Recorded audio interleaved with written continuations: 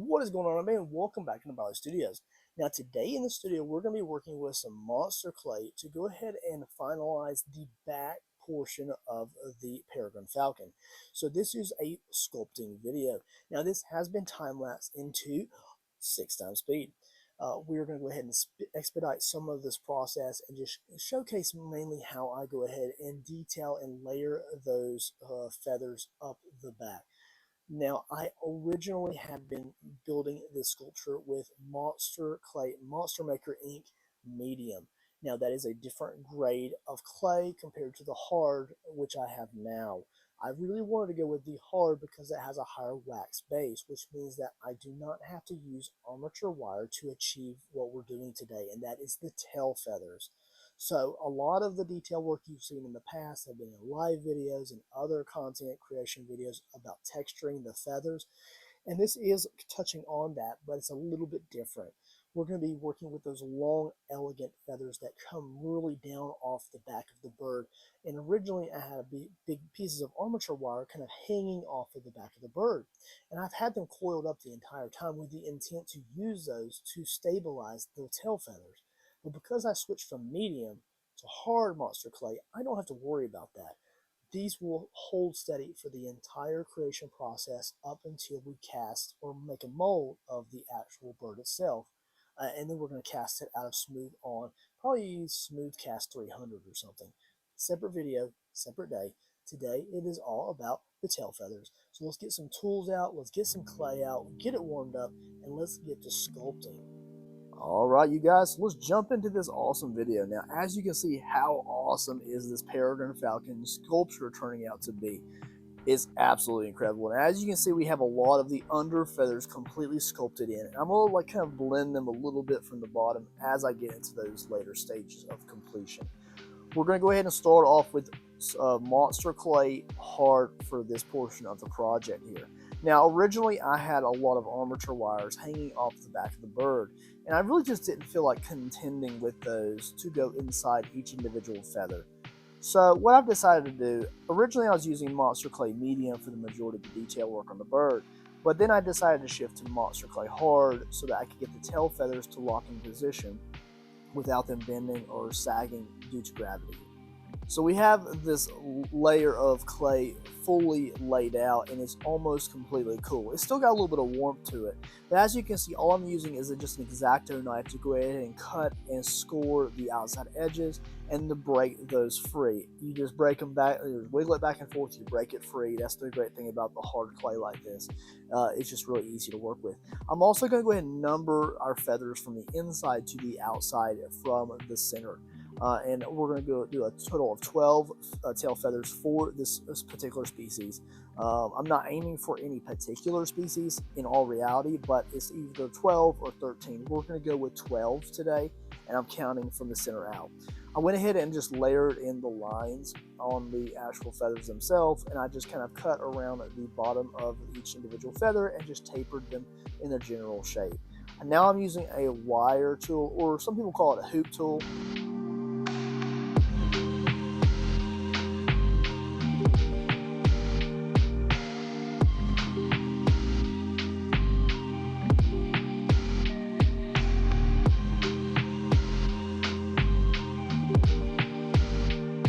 Notate that I am making it to where the feathers do overlap. So normally they do like a stair pattern across the back of the feathers. As you get to the other side, it would go naturally the other way, whereas the two middle tail feathers would be kind of centered, as it were, but they'll still probably overlay each other. If anything, it just gives a nice smooth spread across the back of the bird. And of course, now you're probably thinking, well, why aren't you sculpting the other side? It's okay. Be patient, guys. We're going to get to that, I promise. So this takes a little bit of doing here. Now, I'll be honest, guys, and I'll say it again. This is therapeutic. Like, sculpting and removing tools in like big swaths like this is just super satisfying. Now, if you've never used Monster Clay, I highly incentivize you to do so. You can go to my Amazon affiliate list below, and you can find Monster Clay on there. I only post the ones under the clay play list that I actually use. I haven't used their green, I haven't used the soft, I haven't used a lot of varieties of the clay that they have, but I use medium and hard the most. Because medium is a great beginning level, but then as you get more advanced, you slowly shift into the hard because you're doing more technical sculpting, and you need that hard clay to hold your details as you just move around the studio and work with the major sculptures that you're working with. Heavy is great, but if you're starting out, just work with light something. Like make something small. I think one of the most recent things I made with monster clay was a gopher frog, like a small little gopher frog. So what I'm doing now is I'm tapering the edges of the feathers a little bit more, and I can shape them more later and curve them as well. We are going to curve these feathers when they're attached. Now here is it blocked in, very flat, very sharp on the edges, but look how well and stout this is holding up. This is wonderful clay, you guys. Okay, so we're not going to do the underside or the upper side yet. Okay, so what we're going to do instead is I'm going to draw the interior line of each individual feather. Remember that the top portion is an overlay of the feathers, kind of where they come together, so they're all kind of bunched at the very top where they attach to the falcon's body. So you need to make sure that you think about that as far as where the center of the feather is going to be. We're going to go ahead and sculpt these in with the very same sculpting textures that we've used for the other portions of the bird. It's very time consuming. It is very satisfying. It is very satisfying when it's all done, but it is very time consuming. And it is pretty rough on the hands. So I've been doing this in small bursts just because I've been doing it for so much of this project. It's very similar to making fur textures, very fine fur textures. And you can go much more fine with this if you would like to, but you need to remember that the latex needs to be able to capture those details and have longevity in more casts later on down the road. Now there are portions here you can see with it finally finished of smooth textures. Why sculpt an area that is going to be covered up in clay? So we're going to heat this up with a heat gun on both sides, and we're going to go ahead and layer the panel into position. We're going to go ahead and pressure that with a lot of pressure, and these two warmed up segments of clay are going to mesh together. There will always be a little bit of a seam line because they just won't truly mesh because we don't like super melt it, but it is going to hold absolutely firm into position here. Now, you are going to see a significant difference in color between the lower portion of the bird and the upper details of the shoulders, as well as the spine and the upper wings, because that is monster clay medium. We're, again, working with monster clay hard under this circumstance. Now, you can see there's a little bit of a seam line underneath the feathers. We're going to deal with that later. That's not this video. Now, what we're going to do now is we're going to do a parging over this. Now, this is a little bit more advanced work than what you've probably seen elsewhere on YouTube, I'll be honest. There are videos out there talking about parging, but I just truly believe I've been covering it a lot here recently in a lot of different ways. Not just monster clay. I do it with Sculpting Original, paper clays, things like that. Now, as always, a disclaimer here. Monster clay, when you melt it, gets extremely hot. I am using latex gloves, for one, and I also am blue collar, so I have very rough hands. Not like the roughest in the world, but I dig holes and I work under houses and stuff like that. I will have very rough hands, and I can take the heat of a little bit of melted clay over latex gloves in my hand. If you cannot deal with the heat, do not do this. You'll burn your hands. It'll cause you to have achy fingers. Don't do it, okay? Use a brush or a paddle board or something like that to apply the wet clay, hot liquid wet clay. Okay, that's the thing with the monster clay. You got to remember is that when you melt it in the container it's milled in, it creates a crusted effect like lava, and the underside can be extremely hot and boiling. So don't pressure it, don't pop it. Just be gentle as you work with the clay, and don't do what your body can't do. Okay. If you need to use something to apply the parge, you can. But all you do is you just, as you can see, take that wet clay and you melt it and muddy it across the surface. And you're just adding clay in a very wet manner, and then as it solidifies, you can start shaping it. We used it for two things. One is giving us the buildup on the upper portion of the feather texture here for us to begin sculpting. It is also adding strength and durability to these feathers. Obviously, in the realistic world, these feathers are a lot thinner than they are here. However, we need it to be structurally sound when the plastic goes into each individual joint of these feathers. So they need to be a little bit thicker. Are you going to be able to tell that they're overly too thick when it's fully done? No, you won't even think that, okay? So stay with the channel, make sure you like and subscribe. We'll get to more of it in a little bit. As I shape out the back of the feathers here in the very same manner, you'll notice that I'm holding my hand on the back of the tail feathers. I'm trying to, in my mind's eye, notate which feather is overlaying or underneath the one beside it, so that I can sculpt it so it's atomically correct, okay? So if it's over on the bottom, it needs to be under on the top. And you need to make sure that that's right. I'm not picturing people looking truly up under the bird and like counting feathers and this and that, but it needs to look right. Or if you're looking at the item from across the room or up close at an angle, you might catch some variations in feather textures, and I do not want that. We need to go for as much realism as we can.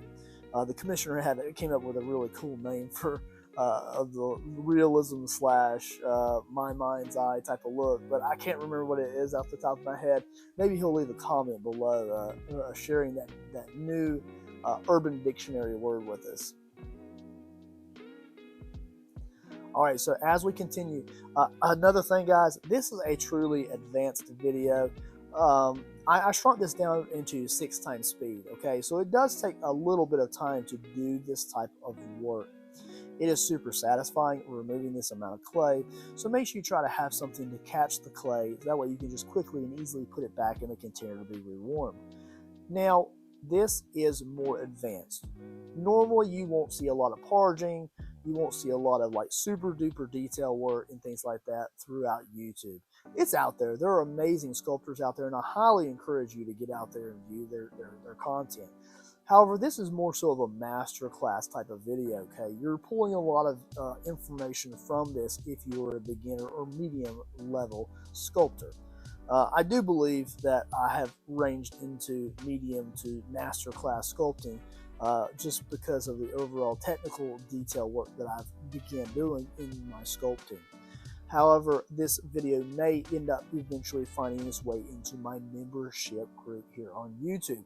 So if you are still viewing this for free on my YouTube channel, again, make sure you like and subscribe, guys. It means the world to me. I'm really trying to, I would love one day to be a full-time artist and be able to make even more intricate works for you guys here on YouTube. If you're a member on my YouTube channel and you're viewing this, welcome in, guys. What are you working on? I look forward to talking to you very soon.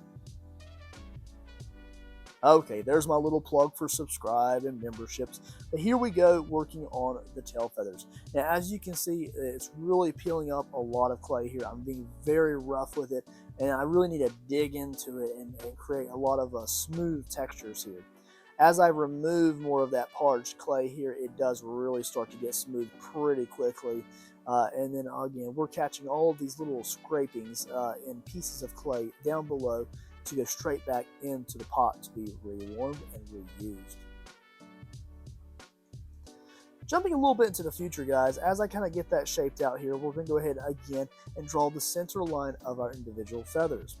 Now, when you have light on this, because it is the hard clay, it's not as easy to see these details as it was to see it under the medium clay, because the medium has that like more of a caramel type of color.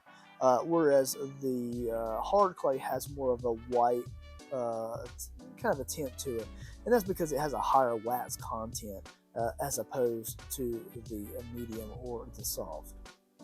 But the detail is there.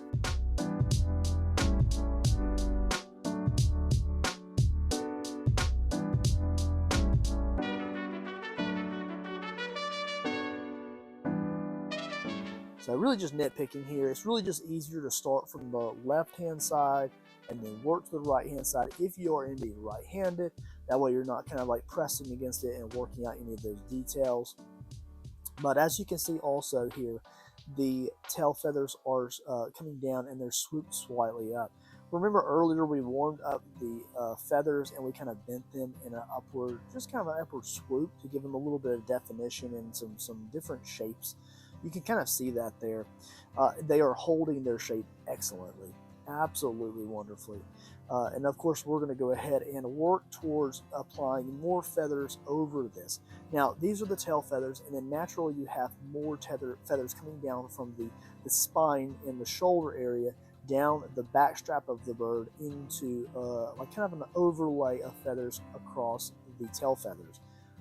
So that also protects the bird when it's flying and it's diving for its prey. It creates a seamless wind resistance, so it doesn't allow resistance as the bird is flying through the air. The air would naturally go straight across its head, down the back, straight across the seam between the tail feathers and the upper back, and then right off the feathers. Okay, so everything is blended so that wind resistance is reduced. As this is the fastest animal in the world, the peregrine falcon is the fastest. Okay, whether it's flying or diving speed, usually diving speed, but it is extraordinarily fast. It's kind of like a fighter jet, right? Like I am building a fighter jet out of clay with a heart and wings and feathers and talons that could rip your face off. Just saying. There we go, guys. Now, we'll get some glamour shots in just a moment, guys. Alright, guys, as you can see, the peregrine falcon tail feathers are completely sculpted out.